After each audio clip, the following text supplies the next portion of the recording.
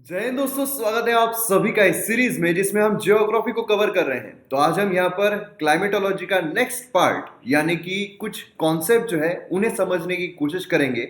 Basically अगर हम NCERT की बात करें तो एनसीईआरटी क्लास 11 चैप्टर 11 को हम यहाँ पर डिस्कस करने वाले हैं। तो सबसे पहले कुछ बेसिक कॉन्सेप्ट्स जैसे कि dew, frost, fog, humidity, specific humidity, latent heat of vaporisation, तो बहुत सारे कॉन्सेप्ट्स एग्जाम्पल्स के थ्रू हम यहाँ पर आज के इस वीडियो में कवर करने वाले हैं।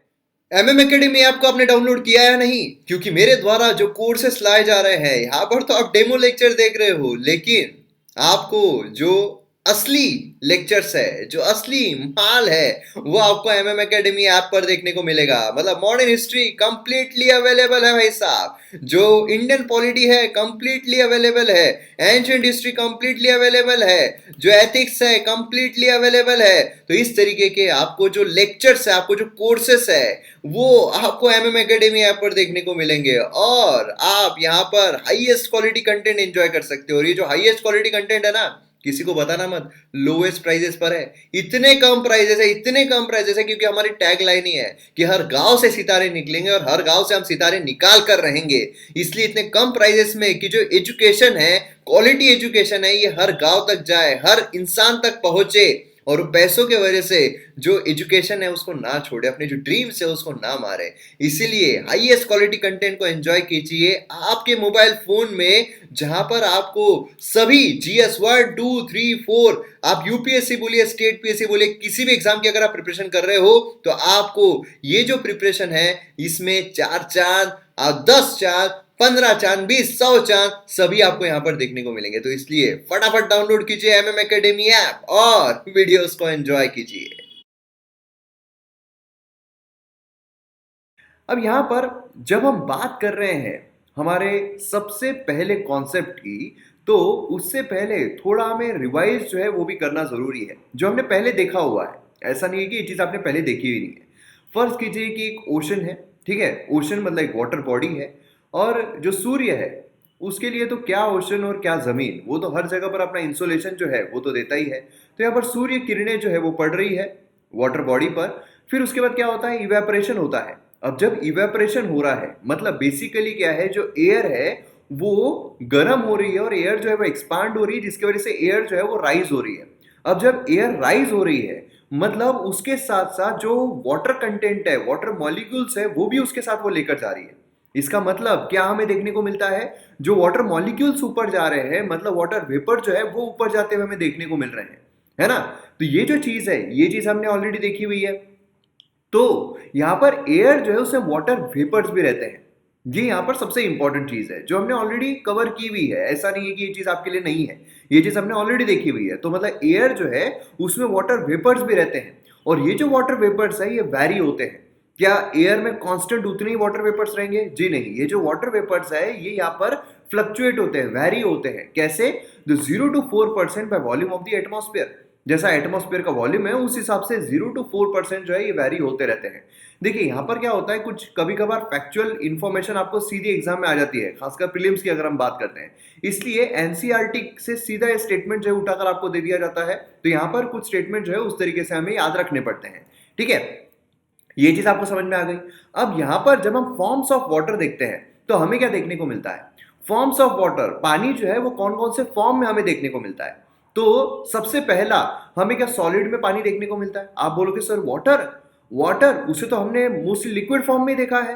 मतलब पानी जो हम पी रहे हैं वो सॉलिड फॉर्म में कैसे हो सकता है? लेकिन सॉलिड फॉर्म में पानी मतलब क्या, आइस, जो बर्फ है वो पानी ही है, लेकिन कौन से फॉर्म में? सॉलिड फॉर्म में, है ना, आइस ऑन द रॉक्स। तो यहाँ पर बेसिकली क्या है, जो आइस है वो हमें सॉलिड फॉर्म ऑफ वाटर देखने को मिलता है, पानी का ही वो सॉलिड फॉर्म है। अब फर्ज कीजिए कि यहाँ पर जो आइस है अगर हम उसे ग्लास में रखते हैं और फिर नीचे से आग लगा देते हैं, ठीक है, आग लगा दी, आग लगा दी, आग लगा दी, आग लगा दी, उसके बाद पानी का क्या होगा? पानी पिघलने लगेगा, मतलब जो आइस है वो पिघलने लगेगा। और इसका जो ट्रांसफॉर्मेशन है वो हमें किस में देखने को मिलेगा? लिक्विड में देखने को मिलेगा। मतलब नेक्स्ट फॉर्म हमें कौन सा देखने को मिलता है वाटर का, जिससे हम एकदम आसानी से रूबरू हो सकते हैं, आसानी से रिलेट कर सकते हैं, मतलब वो है लिक्विड, है ना। यही पानी हम क्या करते हैं, पीते हैं, बराबर है। फिर अब इसको भी अगर मैंने आग लगा दी, ठीक है, तो फिर उसके बाद क्या होगा, उसके बाद इसमें से वेपर्स निकलेंगे, मतलब कि वाटर वेपर्स। ये हमें थर्ड फॉर्म देखने को मिलता है वाटर का, मतलब वाटर के हमें तीनों फॉर्म देखने को मिलते हैं, भले वो सॉलिड हो, लिक्विड हो या गैस हो, तीनों ही फॉर्म देखने को मिलते हैं। अब यहां पर हमने क्या किया है, हमने आग लगाते हुए गए हैं, है ना, हमने यहां पर इसको गर्म किया सॉलिड को तो लिक्विड बना, लिक्विड को गर्म किया तो गैस बना। अब अगर हम उल्टी प्रोसेस करते हैं, मतलब ठंडा करते जाते हैं, तो अगर हम गैस को ठंडा करते हैं तो कंडेंस होकर लिक्विड बनेगा, है ना। आपने देखा होगा ना, एक आधा पतीला लीजिए, उसमें आप क्या करो, आप सब्जी वब्जी अगर गर्म करते हो या कुछ भी करते हो, या फिर एक कैन लीजिए जिसमें आप पानी गर्म कर रहे हो, फिर उसके बाद जब गर्म कर लेते हो उसके बाद आप बंद कर देते हो गैस को, फिर उसके बाद उसके ऊपर आप कोई प्लेट रख दो, फिर आप थोड़े टाइम के बाद वो प्लेट को देखो तो प्लेट के ऊपर आपको वाटर ड्रॉपलेट जो है वो दिखाई देंगे, पानी के ड्रॉपलेट दिखाई देंगे। क्यों? क्योंकि वो ऊपर जाकर ठंडे हो रहे हैं वहां पर उस प्लेट पर, तो जिसकी वजह से क्या हो रहा है, वो लिक्विड फॉर्म में कन्वर्ट हो रहे हैं, ठीक है, वाटर ड्रॉपलेट हो रहे हैं, कंडेंस हो रहे हैं बेसिकली। फिर और अगर उसको आप फ्रीजर में रख रहे हो, पानी को, लिक्विड को अगर आप फ्रीजर में रख रहे हो तो क्या होता है, वो आइस में तब्दील हो जाता है, मतलब सॉलिड फॉर्म में हो जाता है। तो इस तरीके से टू एंड फ्रो हम जा सकते हैं, मतलब सॉलिड को हम गैस में भी कर सकते हैं, गैस को हम सॉलिड में भी कर सकते हैं। समझ में आ गया? ये एकदम ही आसान है, मतलब बच्चों वाली चीज है ये, 5th स्टैंडर्ड की बात हमें देखने को मिलती है। अब हम यहां पर बात करते हैं जो हमने स्टार्टिंग में देखा था कि मतलब सूर्य किरणें जो है वाटर बॉडी पर पड़ रही है, और सूर्य किरणों की वजह से अगर जो एयर है वो राइज हो रही है, और एयर जब राइज हो रही है उसके साथ जो वाटर वेपर जा रहे हैं उसको हम क्या कहते हैं, इवेपोरेशन। क्या कहते हैं? इवेपोरेशन कहते हैं। सेम उसी तरीके से प्लांट जो होते हैं, हमारे प्लांट जो है उस पर भी जब सूर्य किरणें पड़ती है तो जो लीफ होती है वहां से भी पानी जो है वो इवेपोरेट होता है। हम क्यों कहते हैं कि जो प्लांट्स है वो ज्यादा से ज्यादा लगाओ जिससे कि बरसात होगी? हम क्यों ऐसा कहते हैं कि जितने ज्यादा फॉरेस्ट कवर रहेगा उतनी ही ज्यादा प्रेसिपिटेशन हमें देखने को मिलेगा? क्योंकि जिस तरीके से जो ओशन है वो पानी इवेपोरेट करके ऊपर बादल बनाता है, उसी तरीके से जो फॉरेस्ट कवर बोलो या प्लांट्स बोलो, ये भी अपने लीफ से, जो उनकी लीव्स होती है उससे पानी इवेपोरेट होता है। वहां भी जब सूर्य किरणें पड़ती है तो वहां से भी इवेपोरेशन देखने को मिलता है। उसको हम क्या कहते हैं? ट्रांसपीरेशन। उसको हम क्या कहते हैं? ट्रांसपीरेशन। ठीक है, ये चीज आपको ध्यान में रखना है। अब यहां पर हम आते हैं दूसरी चीज पर, मतलब जो हमने यहां पर देखा है कि सूर्य किरणें जो है वो यहां पर पड़ रही है, और जब सूर्य किरणें पड़ रही है तो उसके बाद हमें इवेपोरेशन जो है वो देखने को मिल रहा है। ठीक है, यहां तक तो हमने देखा था, जिसमें वाटर वेपर जो है वो भी होते हैं 0 to 4% वेरी होते हैं। अब यहां पर क्या हो रहा है, यहां पर जो वाटर ड्रॉपलेट्स ऊपर गए हैं, क्या हुआ है, वाटर ड्रॉपलेट जो ऊपर गए हैं, ठीक है, मतलब धीरे धीरे एयर राइज हो रही है, एयर राइज होते होते होते ऊपर गई, और जैसे जैसे एयर ऊपर जा रही है, गर्म हवा ऊपर जा रही है, वैसे वैसे ठंडी होते जा रही है, तो उसमें जो वाटर वेपर्स है वो हो जाते हैं कंडेंस। कंडेंस होने की वजह से हमें बादल जो है फॉर्म होते हुए देखने को मिलते हैं। अब ये कैसे फॉर्म होते हैं और अच्छी तरीके से डिटेल में हम आगे देखने वाले हैं, क्योंकि क्लाउड जो है उसके बारे में भी हम वीडियो में जानने वाले हैं। तो यहां पर आपको समझ में आ गया, बेसिकली इसको हम क्या कहते हैं, कंडेंसेशन। हम टर्मिनोलॉजीज यहां पर सीख रहे हैं, टर्मिनोलॉजी। इवेपोरेशन किसको कहते हैं, ट्रांसपीरेशन किसको कहते हैं, कंडेंसेशन किसको कहते हैं। कंडेंसेशन मतलब होता है कंडेंस हो गए हैं, मतलब अब वो ठंडे हो गए हैं। जो गर्माहट से गैसियस फॉर्म में पानी निकला था, अब वो ऊपर जाकर जब वहां पर ठंडा एटमॉस्फेयर बना है तो वहां पर वो हो गया है ठंडा, कंडेंस हो गया है, और जिस वजह से बादल जो है उसका फॉर्मेशन हमें देखने को मिल रहा है। ठीक है, अब यहां पर क्या हो रहा है, जब बादल फॉर्म हो गए तो बादल में से पानी निकलता है, पानी गिरता है। अब ये जो बरसात हो रही है, जो बारिश हो रही है, उसी को हम कहते हैं प्रेसिपिटेशन।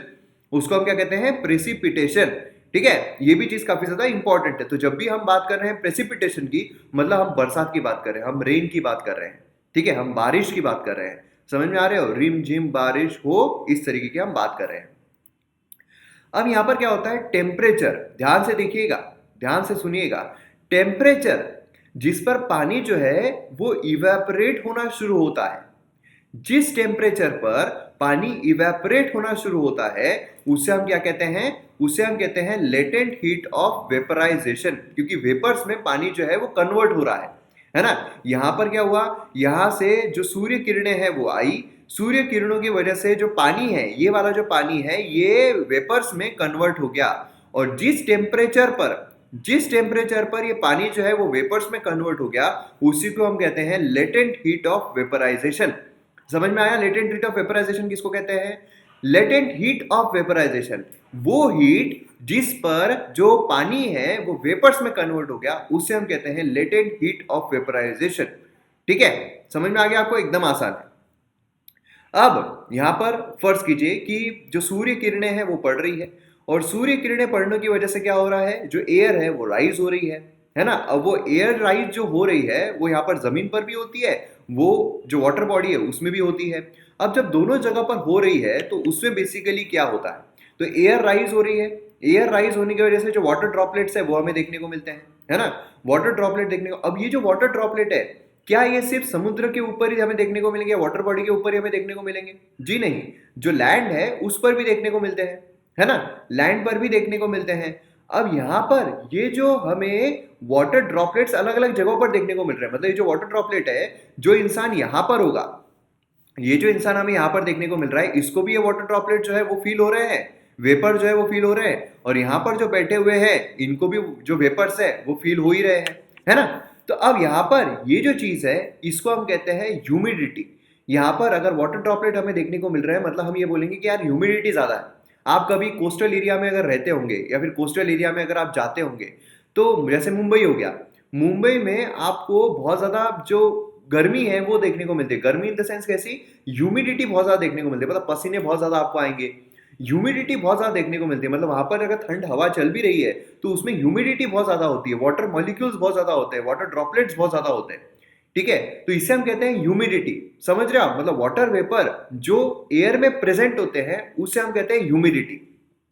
इसीलिए यहां पर ये लेडी क्या बोल रही है, ह्यूमिडिटी जो है वो ज्यादा है।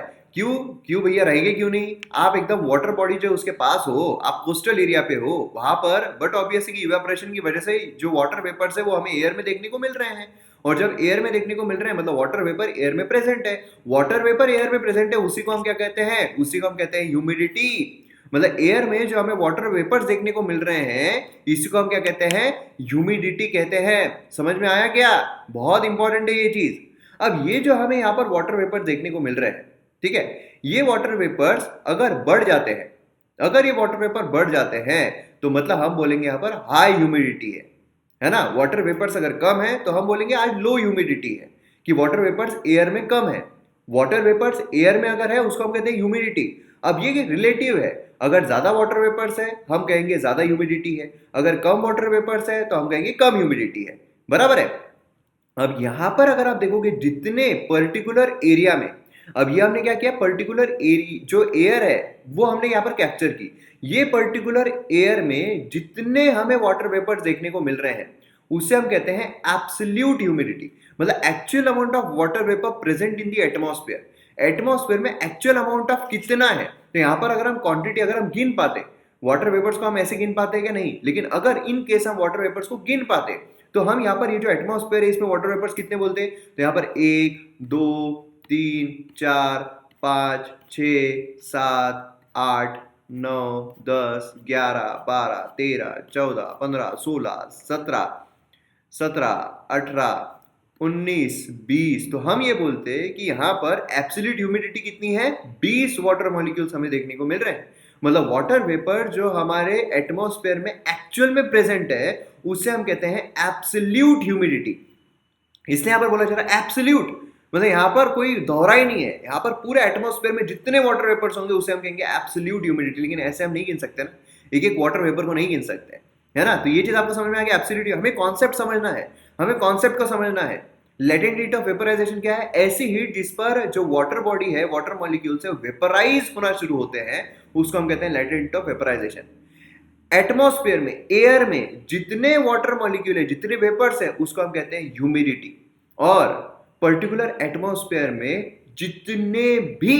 जितने भी वाटर वेपर्स होंगे उसे हम कहेंगे उस एयर की या उस एटमॉस्फेयर की एब्सोल्यूट ह्यूमिडिटी, एब्सोल्यूट ह्यूमिडिटी कहेंगे। ठीक है, एब्सोल्यूट ह्यूमिडिटी मतलब क्या है, weight of vapours divided by volume of air. मतलब एक वॉल्यूम ऑफ एयर हमने यहां पर ले ली divide by weight of vapours. ये मेजर किस में किया जाता है, ये हमने जैसे कैलकुलेट किया 1 2 3 4 वैसे होता है क्या, नहीं, क्योंकि हम मेजर नहीं कर सकते हैं, ये होता है ग्राम्स पर क्यूबिक मीटर में। ठीक है, ये चीज आपको ध्यान में रखना है। अब यहां पर क्या हो रहा है, सूर्य किरणें जो है वो पड़ रही है, सूर्य किरणें पड़ने की वजह से, अब यहां पर देखिए नेक्स्ट कॉन्सेप्ट पे हम जा रहे हैं। ठीक है, सूर्य किरणें पड़ने की वजह से क्या हो रहा है, जो एयर है वो राइज हो रही है।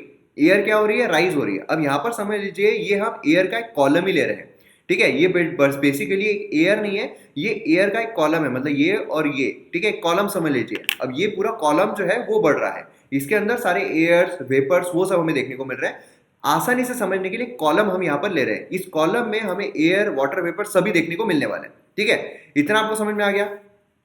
अब क्या हो रहा है, इस वाटर वेपर में, इस कॉलम में, इस कॉलम ऑफ एयर में जो ये एयर राइज हो रही है उसके साथ वाटर वेपर्स भी राइज होने वाले हैं, है ना। उसके साथ साथ क्या होने वाला है, वाटर वेपर्स भी राइज होने वाले हैं।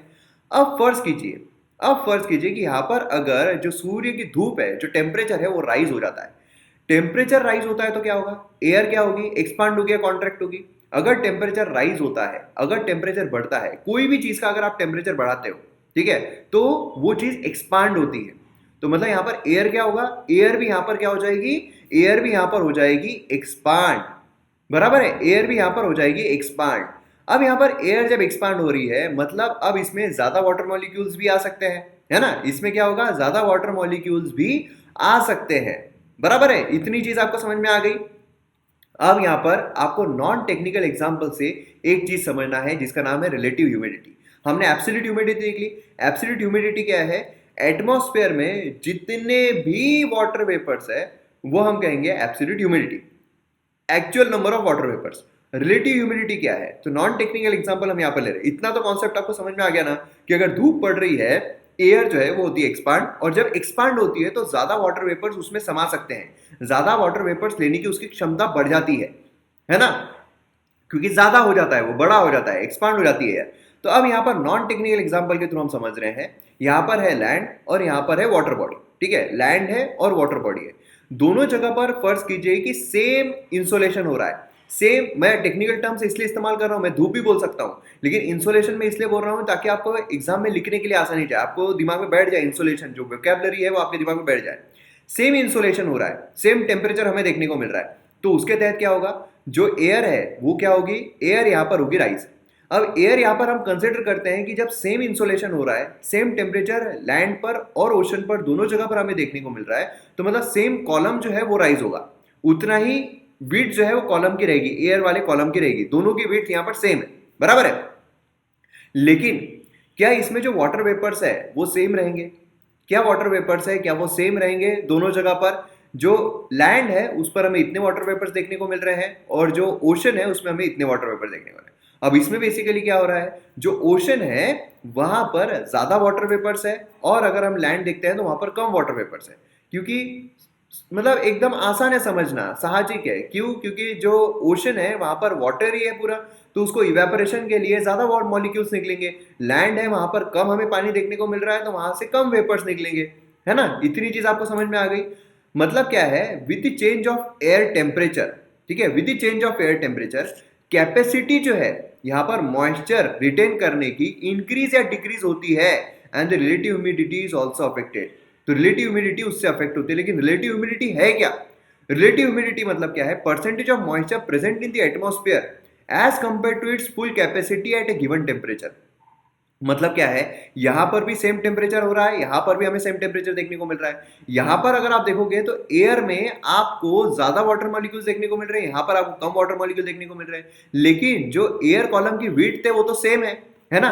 तो मतलब यहां पर समझ लीजिए हम कैलकुलेशन करने के लिए आसान जाएगा, इसलिए तो यहां पर 1 2 3 4 5 6 7 8 9 10, तो मतलब इसमें ये वाले कॉलम में, ये वाले कॉलम में, मतलब अगर इतना कॉलम रहता है, समझ लीजिए इसकी विड्थ जो है वो है 2 किलोमीटर की, ठीक है। ये भी यहां पर इसकी विड्थ कितनी है, 2 किलोमीटर की, ठीक है, ये जो एयर कॉलम की विड्थ है। तो मतलब इसमें अगर 1 2 3 4 5 6 7 8 9 10 11, तो यहां पर टोटल अगर 11 मॉलिक्यूल्स जो है वो ये समा सकता है, इसकी कैपेसिटी 11 मॉलिक्यूल्स की। इसमें कितने हो रहे हैं, 1 2 3 4 5 6 7 8, इसमें कितने हैं, 8 ही हमें मॉलिक्यूल्स देखने को मिल रहे हैं। मतलब परसेंटेज ऑफ मॉइस्चर जो प्रेजेंट है एटमॉस्फेयर में, जो परसेंटेज ऑफ मॉइस्चर प्रेजेंट है एटमॉस्फेयर में एज कंपेयर टू इस full capacity at a given temperature, temperature same है। तो ये वाला अगर टेम्परेचर हम देखते हैं, समझ लीजिए 20 डिग्री सेल्सियस टेम्परेचर है, यहाँ पर भी 20 डिग्री है, तो यहाँ पर टोटल 11 अगर मॉलिक्यूल कर सकता है, लेकिन यहाँ पर 8 ही है। तो मतलब कितने हैं, basically 8 molecule. Percentage of moisture जो प्रेजेंट है as compare to its full capacity, उसको रिलेटिव ह्यूमिडिटी हम कहते हैं। तो यहाँ पर इसको हम क्या कहेंगे, रिलेटिव ह्यूमिडिटी कहेंगे। अब ये जो रिलेटिव ह्यूमिडिटी है ये तो चेंज होगा ना, ये तो चेंज होगा, है ना, कि कितना मॉइस्चर रिटेन कर सकता है उसके हिसाब से चेंज होगा। ये ओशन के ऊपर ज्यादा होता है और कॉन्टिनेंट्स के ऊपर कम होता है, ये लैंड के ऊपर कम होता है, ओशन के ऊपर ज्यादा होता है। उसका कारण भी हमें पता है ना, समझ में आ गया। जो रिलेटिव ह्यूमिडिटी है वो क्या है, परसेंटेज ऑफ मॉइस्चर जो प्रेजेंट है हमारे एटमॉस्फेयर में एज कंपेयर टू उसकी फुल कैपेसिटी सेम टेम्परेचर पर, एट ए गिवन टेम्परेचर, वही टेम्परेचर पर। तो ये नॉन टेक्निकल एग्जांपल है जिससे आपको रिलेटिव ह्यूमिडिटी जो है काफी अच्छे तरीके से समझ में आ गई होगी। ठीक है, तो अब आगे बढ़ते हैं। अब यहां पर आप देखिए, यहां पर क्या बोला गया है, यहां पर ये बोला गया है कि क्या यहां पर जो हमने 11 मॉलिक्यूल्स देखे हैं, तो क्या ये और ज्यादा वेपर्स होल्ड कर सकता है। यहां पर क्या बोला गया है, क्या ये और ज्यादा वेपर्स होल्ड कर सकता है। यहां पर बेसिकली इसने 11 जो वेपर्स है ये होल्ड किए हुए हैं, लेकिन अभी भी हमें खाली जगह जो है वो देखने को मिल रही है, काफी खाली जगह देखने को मिल रही है। तो बिल्कुल हाँ, ये और ज्यादा मॉलिक्यूल जो है ये होल्ड कर सकता है। तो अब इससे हम क्या निकालेंगे, इससे हम ये निकालेंगे कि यहाँ पर देखिए, यहाँ पर बेसिकली एक एयर कॉलम है, एयर कॉलम में यहाँ पर वाटर वेपर जो है वो हमें देखने को मिल रहे हैं। ठीक है, अब क्या हो रहा है यहाँ पर, क्या ये और वाटर वेपर होल्ड कर सकता है, नहीं, अब इसकी कैपेसिटी जो है वो फुल हो चुकी है। अब क्या हुआ है, इसकी कैपेसिटी जो है वो फुल हो चुकी है, समझ रहे हो आप। यहाँ पर अगर आप देखोगे तो यहाँ पर और ज्यादा वाटर मॉलिक्यूल जो है वो आ सकते थे इस एयर कॉलम में, और ज्यादा वाटर मॉलिक्यूल जो है वो समा सकते थे। लेकिन अब जो हमने नेक्स्ट एग्जांपल देखा है इसमें जो वाटर वेपर्स है, क्या अब ये और एयर कॉलम वाटर वेपर्स को और ले सकती है, जी नहीं, अब इसकी कैपेसिटी फुल हो चुकी है। तो इसको हम क्या कहेंगे, इससे हम कहेंगे सैचुरेटेड। इसको हम कहेंगे कि एयर जो है वो अब सैचुरेट हो चुकी है। सैचुरेशन आपको समझ में आ गया, सैचुरेशन क्या है, कि अगर कोई एयर कॉलम है, अब अगर वो पूरे वाटर वेपर से तृप्त हो चुकी है, अब उसमें और वाटर वेपर नहीं समा सकते हैं, उससे हम कहते हैं कि एयर जो है वो सैचुरेट हो चुकी है। मतलब एयर फुल कैपेसिटी, उसकी जितनी भी कैपेसिटी है, full capacity at a given temperature, particular यहाँ पर 20 डिग्री टेम्परेचर पर, ये समझ लीजिए 2 किलोमीटर का अगर जो एयर का कॉलम है वो अगर बनता है, उसमें अगर फुल कैपेसिटी पर उसके वाटर वेपर आ चुके हैं, उसे हम कहेंगे कि ये सैचुरेट हो चुका है। मतलब गिवन टेम्परेचर अब वो कोई भी additional amount of moisture hold करने के लिए असक्षम है। अब इसमें अगर और यहाँ पर हम वाटर वेपर डाल देंगे तो भैया ये नहीं ले पाएगा, ये बोलेगा बस भैया अब हमसे ना हो पाएगा। ठीक है, तो इससे हम क्या कहते हैं, इसे हम कहते हैं सैचुरेटेड। अब ये सैचुरेट हो चुकी है। ठीक है, अब ह्यूमिडिटी जो है, जो हमने ह्यूमिडिटी इतनी देखी है, मेजर किससे होती है, मेजर होती है इंस्ट्रूमेंट जिसको हाइग्रोमीटर जो है वो कहा जाता है। ठीक है, ये चीज आपको ध्यान में रखना है, बेसिक इंफॉर्मेशन है। अब टेम्परेचर जिस पर सैचुरेशन हो रहा है, ठीक है, ये हमने कौन सा टेम्परेचर देखा हुआ है, ये टेम्परेचर हमने लिया है यहाँ पर 20 डिग्री का, है ना, तो 20 डिग्री सेल्सियस। तो ऐसा टेम्परेचर जिस पर सैचुरेशन हो रहा है उसे हम कहते हैं ड्यू पॉइंट। उसे हम क्या कहते हैं, ड्यू पॉइंट। देखो आपको कंफ्यूज नहीं होना है, एक बार फिर से आप लेक्चर देख लीजिएगा। अगर आपको मैंने जितना आसान, जितना आपको एग्जांपल्स के थ्रू, जितना एनिमेशंस के थ्रू मैं समझा सकता हूँ ये जो कॉन्सेप्ट है, क्योंकि कॉन्सेप्ट इंपॉर्टेंट है, क्योंकि कभी कभार सीधे आपको कॉन्सेप्ट ही एग्जाम में पूछ लिए जाते हैं। ठीक है, तो यहाँ पर मैंने पूरी कोशिश की है। अगर आपके कोई स्कूल में बच्चे होंगे तो उनको भी आप ये वीडियो दिखा सकते हो, अगर वो 6, 7, 8, 9 स्टैंडर्ड में होंगे या 11 स्टैंडर्ड में भी होंगे तो उनको भी आप दिखा सकते हो, क्योंकि ये कॉन्सेप्ट जो है काफ़ी सिंपलिस्टिक तरीके से मैंने समझाने की कोशिश की है, काफ़ी इंपॉर्टेंट है। तो ऐसा टेम्परेचर जिस पर सैचुरेशन हो जाता है, एयर का सैचुरेशन हो जाता है, उसे हम कहते हैं ड्यू पॉइंट। ठीक है, तो ये टेम्परेचर इसे हम कहेंगे ड्यू पॉइंट है भैया ये। ठीक है, समझ में आ गया आपको, एकदम आसान है। अब हम आते हैं नेक्स्ट इस पर। बेसिकली क्या हो रहा है यहाँ पर, आप देखिए सूर्य किरणें जो है वो यहाँ पर आ रही है, सूर्य किरणों की वजह से क्या हो रहा है, इवेपोरेशन हो रहा है। इवेपोरेशन हो रहा है, वेपर जो है वो ऊपर जा रहे हैं, वेपर्स ऊपर जाकर ठंडी हो रही है, ठंडी होने के बाद वो कंडेंस हो रहे हैं। अब यहाँ पर ये जो है इसको हम क्या कहते हैं, कंडेंसेशन, क्योंकि क्या हो रहे हैं, कंडेंस हो रहे हैं, ऊपर जाकर कंडेंस हो रहे हैं, उसे हम कहते हैं कंडेंसेशन। अब देखिए समझो कि यहाँ पर बेसिकली ये जो है ना, ये वाला ये है नीचे, इसके ये जो एक लाइन मैंने खींची है, तो नीचे इसके समझ लो कि यहाँ पर कुछ टेम्परेचर है। ठीक है, 2 डिग्री टेम्परेचर, 3 डिग्री टेम्परेचर कुछ है, यहाँ पर ये कंडेंस हो गए, तो एक वाटर फॉर्म में तब्दील हो गए, पूरा वाटर बन गया, यहाँ पर एक बादल बन गए।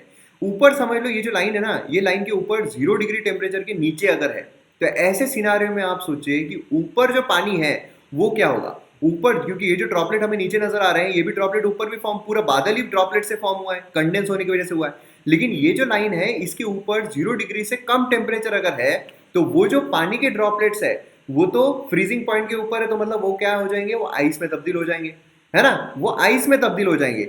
मतलब क्या हो रहा है कि वाटर ड्रॉपलेट हुए ही नहीं, सीधे वो आइस में ही तब्दील हो गए, कंडेंस होकर सीधे आइस में तब्दील हो गए। मतलब क्या हुआ, यहाँ पर जो नॉर्मली होता क्या है, नॉर्मली होता ऐसा है, जो हमने देखा था वेपर्स, वेपर्स को अगर आप ठंडा करोगे तो लिक्विड फॉर्म में जाएगा, लिक्विड को अगर आप ठंडा करोगे तो आइस बनेगा, मतलब सॉलिड फॉर्म में कन्वर्ट होगा। लेकिन समझिए कि अगर सीधा वेपर से वो सॉलिड फॉर्म में कन्वर्ट हो रहा है, लिक्विड बना ही नहीं है ना, यहाँ पर क्या हो रहा है, यहाँ पर बेसिकली 0 डिग्री के ऊपर है, तो यहाँ पर सीधा वेपर जो है आइस में कन्वर्ट हो गए, ये लिक्विड में कन्वर्ट ही नहीं हुए, सीधे आइस में कन्वर्ट हो गए, उसे हम कहते हैं सब्लिमेशन।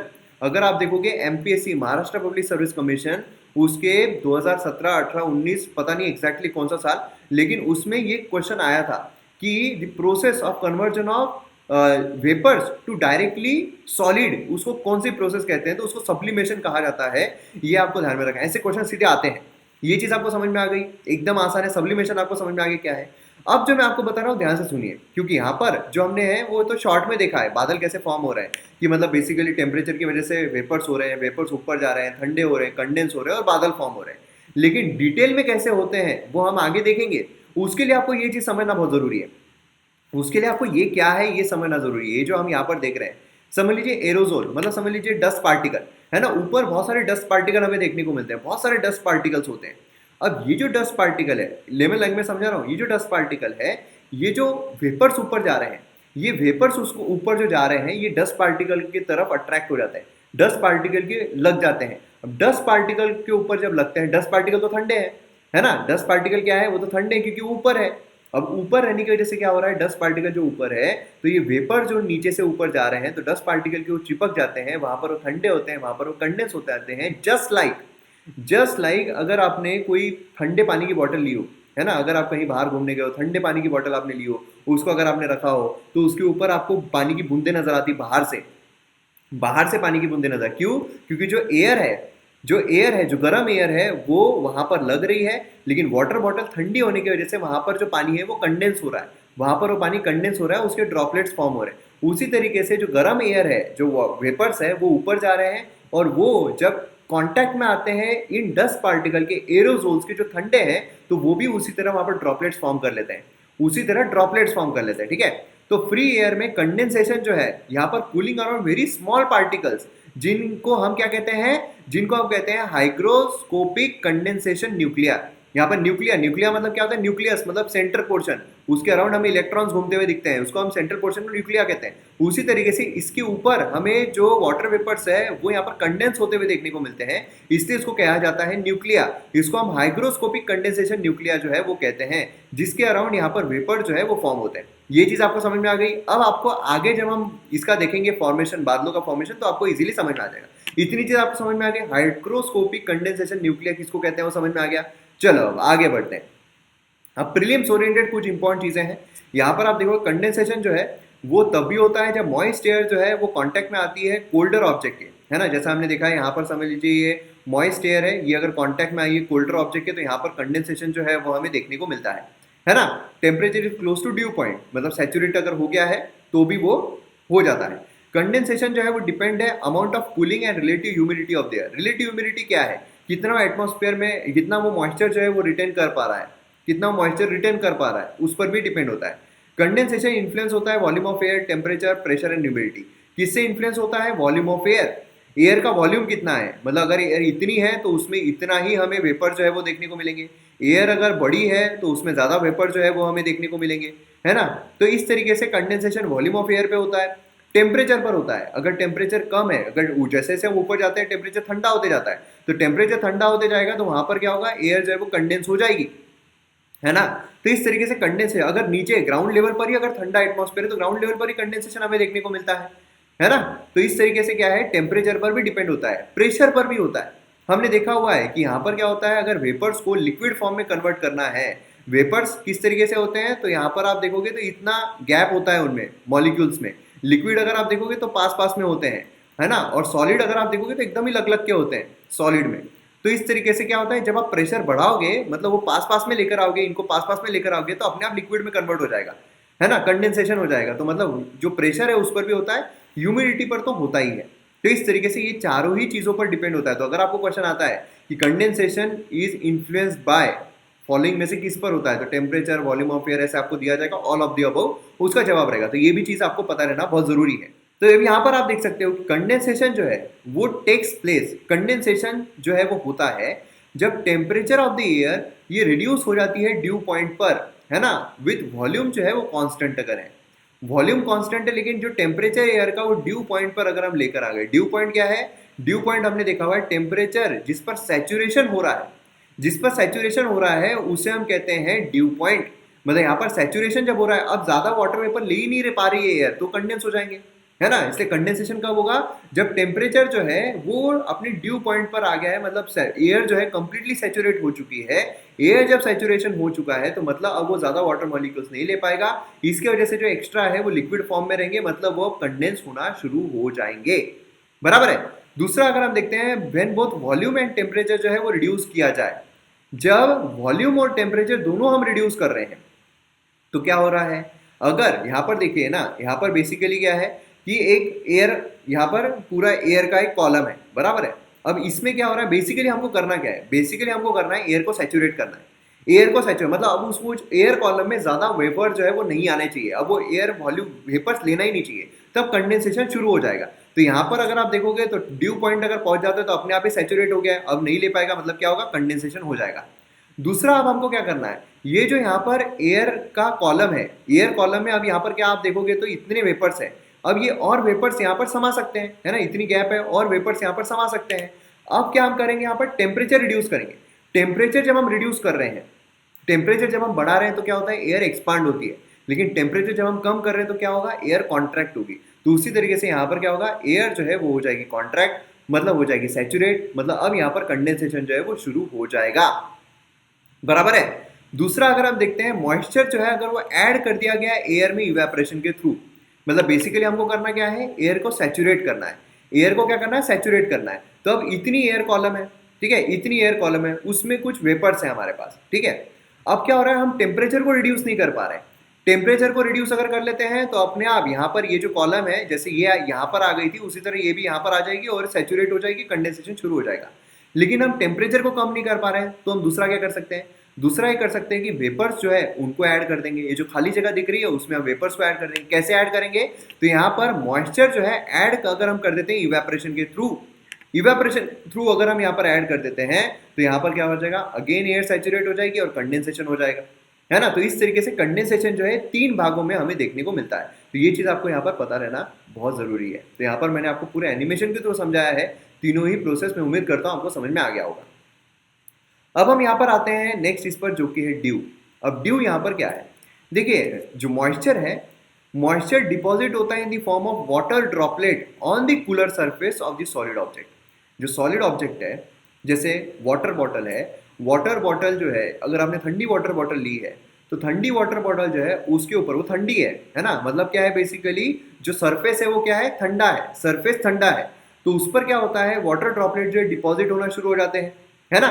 तो फिर अब यहाँ पर क्या होगा, तो वहां पर हमें जो वाटर ड्रॉपलेट्स है वो दिखाई देंगे, और वो वाटर ड्रॉपलेट जो है वो क्या है, वो है ड्यू, है ना, उसको हम कहते हैं ड्यू। समझ में आ गया आपको। तो वो स्टोन हो, स्टोन भी अगर ठंडा है तो उसके ऊपर भी अगर वाटर ड्रॉपलेट आ जाते हैं तो होता है, ग्रास ब्लेड जो होते हैं उस पर भी होता है, प्लांट लीव्स पर भी होता है, उसे हम क्या कहते हैं, उसे हम कहते हैं ड्यू। ड्यू समझ में आ गया क्या है, मतलब आगे से जब आप बोलोगे तो ये नहीं बोलोगे, जब पानी की बोतल जब आप ले रहे हो, कहीं बाहर गए हो खाना खाने के लिए, पानी की बोतल आपने ली, पानी की बोतल पे अगर ड्रॉपलेट जो है वो आ जाते हैं, आप ये नहीं बोलोगे यार देखो इसके ऊपर कैसा पानी आ गया, आप बोलोगे ड्यू जमा हो गया है। क्या हो गया है, ड्यू जमा हो गया है, ठीक है। तब आइडियल कंडीशन जो है ड्यू जमा होने के लिए वो क्या रहेगी, क्लियर स्काई। स्काई जो है वो क्लियर रहना चाहिए, क्योंकि अगर स्काई जो है वो क्लियर नहीं है तो फिर क्या होगा, वहां पर वो ड्यू जो है जमा है, काम एयर रहना चाहिए। अगर एयर बहुत स्ट्रांग है तो एयर तो उसको बहा कर लेकर जाएगी, जो भी ड्यू जमा हो रही है उसको बहा कर लेकर जाएगी। हाई रिलेटिव ह्यूमिडिटी रहना चाहिए, मतलब जो मतलब ये है मॉइस्चर कंटेंट है वो ज्यादा रहना चाहिए, है ना, हाई रिलेटिव ह्यूमिडिटी रहना चाहिए वहां पर, और कोल्ड एंड लॉन्ग नाइट्स रहना चाहिए, कोल्ड नाइट्स रहना चाहिए और लॉन्ग नाइट्स रहना चाहिए। तब जाकर आप सुबह जब उठते हो, सुबह अगर विंटर सीजन में जब आप उठते हो तो उस टाइम पर आपको दिखाई देता है ना कि पानी जो आपके पेड़ पौधे हैं उसके ऊपर आपको ड्यू दिखाई देते हैं। या फिर अभी भी जैसे विंटर सीजन जो है वो चल रहा है, तो बाहर जो मेरी कार खड़ी है, तो कार के ऊपर जब मैं सुबह उठकर जाता हूँ तो वहां पर कार के ऊपर भी मुझे जो ड्यूज है वो दिखाई देते हैं, वाटर ड्रॉपलेट जो है वो दिखाई देते हैं, कार के ऊपर भी, गाड़ी के ऊपर भी दिखाई देते हैं। उसी तरीके से हर चीज सरफेस पर हमें जो ड्यू है वो दिखाई देता है, ठीक है। तो ये हमें देखने को मिलता है। अब ड्यू, अगर formation of due necessary that due point जो है वो अबव फ्रीजिंग पॉइंट रहना चाहिए, ड्यू पॉइंट जो है वो अबव फ्रीजिंग पॉइंट रहना चाहिए। फ्रीजिंग पॉइंट मतलब क्या है, जिस पर फ्रीज हो रहे हैं, जिस पर फ्रीज हो रहे हैं, ठीक है। अब फ्रीजिंग पॉइंट के अगर बिलो है, मतलब फ्रीजिंग पॉइंट समझ लीजिए ये है, ठीक है, ये है फ्रीजिंग, मतलब ये जीरो, मतलब यहाँ पर माइनस में जाएगा, -1 -2 -3, यहाँ पर 1 2 3। तो क्या है कि ड्यू फॉर्मेशन के लिए, ड्यू फॉर्मेशन के लिए जो ड्यू पॉइंट है वो फ्रीजिंग पॉइंट के ऊपर रहना चाहिए, मतलब ऊपर रहना चाहिए, यहाँ पर +1 2 3 टेम्परेचर रहना चाहिए। समझ रहे हो आप, जिससे कि वाटर ड्रॉपलेट ही हमें देखने को मिले। अगर ये बिलो रहता है तो वाटर ड्रॉपलेट जो है वो तो हमें सॉलिड फॉर्म में देखने को मिलेंगे, है ना, सॉलिड फॉर्म में देखने को, पानी के फॉर्म में देखने को नहीं मिलेंगे। समझ में आ गई ये चीज। अब जब यहाँ पर बिलो होता है तब क्या होता है, तब फ्रॉस्ट फॉर्मेशन, उसको हम कहते हैं फ्रॉस्ट फॉर्म हो गया है। अगर वो सॉलिड फॉर्म में हो रहे हैं, बर्फ आइस के फॉर्म में देखने को मिल रहे हैं, उसको हम कहते हैं फ्रॉस्ट। पानी के फॉर्म में देखने को मिल रहे हैं, उसे हम कहते हैं ड्यू। समझ में आया आपको। तो ये भी कंडीशन बहुत इंपॉर्टेंट है, आइडियल कंडीशन, ये भी आपको सीधा एग्जाम में आ सकता है। तो अब यही जो मैंने आपको कहा फ्रॉस्ट, मतलब बेसिकली क्या है कि यहाँ पर मैंने एक मिल्क की बॉटल ली है, ये अगर मैंने जस्ट फ्रीज में से निकाली है तो क्या होगा, यहाँ पर क्या होगा, जो ड्यू फॉर्मेशन है वो हमें देखने को मिलेगा, मतलब वाटर ड्रॉपलेट यहाँ पर इसके आजू बाजू में आ जाएंगे। मगर फर्ज कीजिए कि अगर ये फ्रीजिंग पॉइंट के नीचे है, ठीक है, बिलो फ्रीजिंग पॉइंट है, तो फिर ये जो है पानी की बूंदे ये आइस में कन्वर्ट हो जाएगी, है ना, ये क्या हो जाएगी, आइस में कन्वर्ट हो जाएगी। तो इसको हम कहते हैं फ्रॉस्ट। समझ में आ गया, फ्रॉस्ट किसको कहते हैं। फ्रॉस्ट जो है फॉर्म होता है कोल्ड सरफेस पर, जो कंडेंसेशन होता है बिलो द फ्रीजिंग पॉइंट, मतलब ये जो पानी है, पानी की बूंदें सीधी फ्रीज हो जाती है, उसको हम कहते हैं फ्रॉस्ट फॉर्मेशन। ठीक है, फ्रॉस्ट फॉर्मेशन भी हमें देखने को मिलता है। नेक्स्ट हम आ रहे हैं फॉग पर। अब फॉग क्या है, फॉग है जब टेम्परेचर जो होता है of an air mass, large quantity of water vapours अगर हो रहे हैं तो fall all of a sudden, condensation जो है वो हो जाता है डस्ट पार्टिकल्स पर, उसे हम कहते हैं फॉग। आप विंटर की सुबह जब उठते होंगे, ठंडकाले में जब उठते होंगे, उस टाइम पर आपको सुबह सुबह फॉग जो है वो दिखाई देता होगा, धुक्का जो है वो दिखाई देता होगा। आप बोलते हो मम्मी देखो धुक्का धुक्का दिखाई दे रहा है, पापा देखो धुक्का धुक्का दिखाई दे रहा है ना, देखो कितना मस्त पूरा धुआं धुआं दिखाई दे रहा है। एक्चुअल में धुआं धुआं है क्या, एक्चुअल में धुक्का धुक्का है क्या, एक्चुअल में क्या है, एक्चुअल में हुआ है फॉग। मतलब बेसिकली हुआ क्या है, बेसिकली हुआ ये है कि जो वाटर वेपर्स है वो कंडेंस हो गए हैं डस्ट पार्टिकल्स पर। जो डस्ट पार्टिकल्स उड़ रहे हैं हवा में वो इतने ठंडे हैं क्योंकि विंटर की वजह से वो ठंडे हैं, है ना, तो वो वेपर जो है वो यहाँ पर उसके ऊपर कंडेंस हो रहे हैं, जिसकी वजह से हमें धुक्का धुएं जैसा दिखाई दे रहा है। ठीक है, उसे हम कहते हैं फॉग। फॉग जो है वो क्लाउड है विद इट बेड्स और very near to the ground. Basically ये क्या है, क्लाउड्स कैसे फॉर्म होते हैं, एयर जो है वो ऊपर जाती है, और जैसा मैंने आपको कहा था कि ऊपर जाती है फिर कंडेंस होता है, कंडेंस होने की वजह से बादल फॉर्मेशन हमें देखने को मिलते हैं, है ना। उसी तरीके से जमीन पर बादल फॉर्म होते हुए हमें देखने को मिल रहे हैं, जमीन पर बादल फॉर्म हो रहे हैं क्योंकि डस्ट पार्टिकल पर जो एयर है वो कंडेंस हो रही है, वेपर जो है वो कंडेंस हो रहे हैं, जिसकी वजह से हमें फॉग जो है वो दिखाई दे रहा है। फॉग और मिस्ट ये विजिबिलिटी जो है काफ़ी ख़राब कर देते हैं, क्योंकि अगर आप यहाँ पर जाओगे, इस धुक्के में जाओगे तो आपको सामने क्या दिखाई नहीं देगा, तो यहाँ पर अगर खाई है तो आप सीधा खाई में गिर जाओगे, है ना। तो बेसिकली क्या है, पुअर या जीरो पर जो विजिबिलिटी है वो लेकर जाती है, फॉग या मिस्ट। अब आप बोलोगे सर आपने तो फॉग के बारे में बताया, अभी मिस्ट के बारे में तो बताया नहीं है। तो फॉग और मिस्ट में ना ज़्यादा फर्क नहीं है। फर्क क्या है, जो फॉग है उसमें लेस मॉइस्चर होता है, मिस्ट जो है उसमें ज़्यादा मॉइस्चर हमें देखने को मिलता है। मतलब बेसिकली क्या है, डस्ट पार्टिकल पर दोनों ही कंडेंस होते हैं। ठीक है, तो यहाँ पर डस्ट पार्टिकल जो है ये समझ लीजिए सेम डस्ट पार्टिकल है, ये फॉग का है, ये मिस्ट का है, डस्ट पार्टिकल है। इसमें क्या होगा, इसमें मॉइस्चर जो है वो समझ लीजिए यहाँ पर मॉइस्चर कम रहेगा। मिस्ट अगर आप देखोगे तो उसमें थिक मॉइस्चर कंटेंट जो है वो रहता है, इसको हम कहेंगे मिस्ट। ठीक है, न्यूक्लियर जो है थिन लेयर ऑफ मॉइस्चर रहता है, इसमें थिन लेयर ऑफ मॉइस्चर है। इसमें अगर आप देखोगे तो थिकर लेयर ऑफ मॉइस्चर जो है वो हमें देखने को मिलती है मिस्ट में। फॉग जो है वो drier than the mist and are prevalent where warm currents of air come in contact with the cold current. जो वार्म एयर है अगर वो कोल्ड करंट में जाती है तो उस तरीके से हमें फॉग का फॉर्मेशन होता है। मिस्ट अगर आप देखोगे तो ओवर द माउंटेन्स हमें मिस्ट जो है वो देखने को मिलता है, विजिबिलिटी जो है दोनों ही यहाँ पर रिड्यूस करते हैं। ठीक है, तो अगर थोड़ा लेस थिकर धुक्का रहे तो उसको हम फॉग कहेंगे, ज्यादा थिक अगर धुक्का है तो उसको हम मिस्ट कहेंगे। इतनी चीज आपको यहाँ पर ध्यान में रखनी है। अब हम आते हैं स्मॉग पर। स्मॉग बेसिकली स्मॉग क्या है, फॉग प्लस स्मोक, उसे हम कहते हैं स्मॉग। फॉग उसमें अगर स्मोक आ जाए, उसमें ये जो आप स्मोक देख रहे हो उसमें अगर स्मोक आ जाए तो उसे हम कहते हैं स्मॉग। और स्मोक जो होता है, स्मोक जो होता है ये हमारे सेहत के लिए अच्छा होता है क्या, नहीं होता है। इसमें पार्टिकुलेट मैटर, बहुत सारे जो पोल्यूशन है वो हमें देखने को मिलता है। तो स्मोक अगर फॉग से मिल जाए तो फिर तो सोने पे सुहागा हो जाएगा पोल्यूशन के लिए, वो स्मॉग फॉर्मेशन हो जाता है। स्मॉग के बारे में मैंने ऑलरेडी पिछले लेक्चर्स में देखा हुआ है। शॉर्ट में रिवीजन देख लेते हैं। स्मोक क्या है? स्मोक यहाँ पर एयर पोल्यूशन है जो विजिबिलिटी को रिड्यूस करता है। एयर पोल्यूशन है ये, ठीक है। फॉग अगर आप देखोगे तो विजिबिलिटी रिड्यूस कर रहा है, एयर पोल्यूशन नहीं है। लेकिन फॉग और स्मोक जब मिल जाते हैं तो वो बनता है स्मॉग, और स्मॉग जो है वो एयर पोल्यूशन है। स्मॉग कैसे क्रिएट होता है? जब इमिशन जो ऑटोमोबाइल से, फैक्ट्री से, इंडस्ट्री से, है ना, इन प्रेजेंस ऑफ सनलाइट यहाँ पर अगर निकलता है तो स्मॉग का फॉर्मेशन होता है। स्मॉग कैसे हार्मफुल है हेल्थ के लिए? कफिंग, है ना, बर्निंग सेंसेशन आईज में, थ्रोट में, जो हार्ट डिसीज है उसका लिए, क्योंकि पार्टिकुलेट मैटर हमारे अंदर जा रहे हैं। सीरियस लंग्स डिसीज हो सकते हैं। जो लोग हैं जो अस्थमा से सफर कर रहे हैं उनके लिए काफ़ी हानिकारक होता है। जो प्लांट्स है उनको भी ये मार देता है, क्योंकि बेसिकली ये पोल्यूशन है। तो फॉग प्लस स्मोक ये बनता है स्मॉग। ये हमने ऑलरेडी देखा हुआ है, सिर्फ शॉर्ट में ले रहा हूँ। दो तरीके के हमने स्मॉग देखे थे, है ना। सल्फ्यूरस वाला देखा था, फोटोकेमिकल वाला देखा था। तो किस तरीके से फॉर्मेशन होते हैं ये सारी चीज़ें हमने लास्ट लेक्चर्स में देखी हुई है। तो ये स्मॉग जो है काफ़ी ज़्यादा इंपॉर्टेंट है। अब हम आते हैं क्लाउड्स पर। अब हम आ रहे हैं क्लाउड्स पर। क्लाउड्स फॉर्मेशन कैसे होता है? तो यहाँ पर जैसा हमने देखा था कि जो सन है ना, यहाँ पर क्या है? सन है। सन की रेज यहाँ पर पड़ रही है, इंसोलेशन हो रहा है। तो इंसोलेशन होने की वजह से क्या हो रहा है? इवेपोरेशन हो रहा है। अब ये जो इवेपोरेशन है, ये वाटर मॉलिक्यूल जो है, वाटर वेपर जो है, ये जा रहे हैं ऊपर। ये कहाँ जा रहे हैं? ये जा रहे हैं ऊपर। अब ऊपर जाते हुए होता क्या है? तो उसके लिए हम यहाँ पर समझ लेते हैं कि ऊपर यहाँ पर समझ लीजिए ये है हायर लैटिट्यूड, ये है हाल है, ये ग्राउंड लेवल से, जो ये ग्राउंड लेवल जहाँ पर वाटर वेपर जो है ये फॉर्म हुए हैं, और ये है हायर लैटिट्यूड्स। अब देखिए ध्यान से क्लाउड्स फॉर्मेशन होता कैसे है। वाटर वेपर जो नीचे बने हैं इवापोरेशन की वजह से, जो वाटर वेपर्स यहाँ पर है, ये कहाँ जाते हैं? ये जाएंगे ऊपर। अब जैसे जैसे ऊपर जाएंगे वैसे टेम्परेचर इंक्रीज होगा या डिक्रीज होगा? जैसे जैसे ऊपर जाएंगे टेम्परेचर क्या होगा? डिक्रीज होगा। यहाँ पर क्या था? टेम्परेचर क्या था? टेम्परेचर था हाई, है ना, तो इवापोरेशन हो गया। यहाँ पर टेम्परेचर है लो, मतलब यहाँ पर ठंडा हमें देखने को मिल रहा है। अब क्या होता है? अब क्या होता है? न्यूक्लिया याद कीजिए, डस्ट पार्टिकल याद कीजिए। एयर में बहुत सारे डस्ट पार्टिकल्स होते हैं, बहुत सारे डस्ट पार्टिकल्स होते हैं। हायर लैटिट्यूड पे भी डस्ट पार्टिकल्स होते हैं। अब क्या होता है कि ये जो वाटर मॉलिक्यूल्स ऊपर गए हैं, ध्यान से देखिएगा, ये जो वाटर मॉलिक्यूल्स ऊपर गए हैं, ये इन डस्ट पार्टिकल्स के साथ अटैच हो जाते हैं।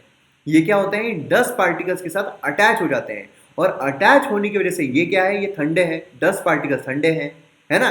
तो जिस तरीके से हमारी वाटर बॉटल जो हमने देखी थी, वाटर बॉटल जो है उसका सरफेस ठंडा था, जिस पर जो एयर है, जो वो वेपर्स है, वो अटैच होकर कंडेंस हो रहे थे और वाटर ड्रॉपलेट्स बन रहे थे। उसी तरीके से जब हमारी एयर राइज होती है, वार्म होकर राइज होती है, ऊपर जाती है, हायर एल्टीट्यूड पर जाती है, हायर लैटिट्यूड पर जाती है, वहां पर ठंडा होता है, वहां पर डस्ट पार्टिकल ठंडे होते हैं।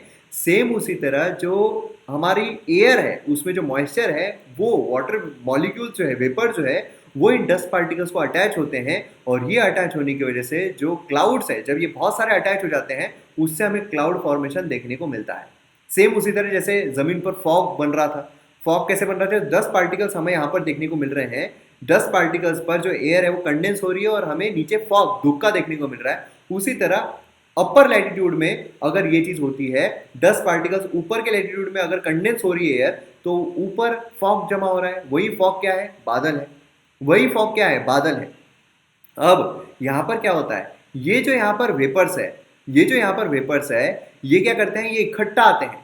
ये बहुत सारे वाटर ड्रॉपलेट इकट्ठा आके क्या बनते हैं? ये बनते हैं बड़े वाटर ड्रॉपलेट। और ये जो बड़े वाटर ड्रॉपलेट है, इनका वेट बढ़ जाता है, इनका वेट बढ़ जाता है, इसलिए ये समा नहीं पाते हैं। वहां पर वेट इंक्रीज होने की वजह से नीचे गिरते हैं। नीचे गिरते हैं मतलब वो हमें कौन से इसमें? तो बारिश के रूप में, मतलब प्रेसिपिटेशन के रूप में देखने को मिलता है। समझ में आया आपको पूरा कॉन्सेप्ट? बादल के फॉर्मेशन पूरा कॉन्सेप्ट समझ में आ गया कैसे होता है? मतलब जो एयर है वाटर वेपर्स के साथ राइज हो रही है, जब राइज होती है उस टाइम पर क्या होते हैं? ऊपर जो ठंडे डस्ट पार्टिकल्स है उस पर ये वेपर जो है जाकर कंडेंस होते हैं और हमारा बादल फॉर्मेशन होता है। न्यूक्लिया याद आ रहा है ना, न्यूक्लिया उसके ऊपर बन रहे हैं, बादल फॉर्म हो रहा है। अब क्या होते हैं? बादल के अंदर ही जो वेपर्स है जो कंडेंस हो चुके हैं, तो पानी के ड्रॉपलेट्स एक साथ आ रहे हैं और बड़ा ड्रॉपलेट बन रहा है। बड़ा ड्रॉपलेट बन रहा है तो मतलब क्या हो रहा है? वो अब बादल में समा नहीं पा रहा है क्योंकि उसका वजन बढ़ गया है।